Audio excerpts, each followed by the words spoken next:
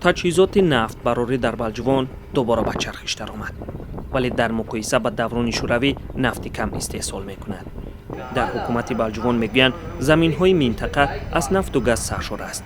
همزمان اعتراف میکنند که با فناوری‌های کهنه و فرسوده نفت کشی و کارکردی آن مشکل است. سالهای شوروی بود که تو بازم کمتر سالی بعد استفاده و انتقال میکنند، لیکن متاسفانه این حال انتقال نمیکنند.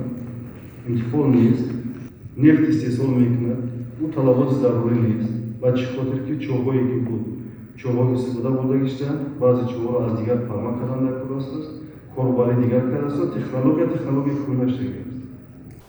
حالا در این ناحیه بلجوانگاز و شرکت حسن کمپانیا با کارکرد نفت و گاز مشغولند.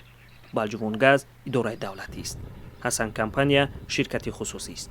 مسئولین حکومت میگویند بعد کم شدن گاز و نفت در چاه‌ها حسن کمپانیا از مالیات 1,200,000 سومانی قرضدار شده است. متاسفانه از بی‌فعالیتش که اقام عملیاتی نداره، از همین صبح مبلغ پرداخت کردن امکانیت نداره. این وقتی امکانات شید سازشنامه شیعه نفت گاز خدماتی علاقه پرداخت امروزها سرشتگرمی گذشته. با گفته مسئولان آنها دقیق کرده اند که حالا هم در بلجوان گاز و نفت زیادی هست. ذخیره نفت هست، ذخیره گاز هست.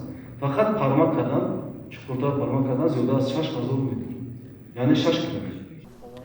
ناحیه بلجوان در جنوب تاجیکستان جایگیر است و منطقه کوهی است.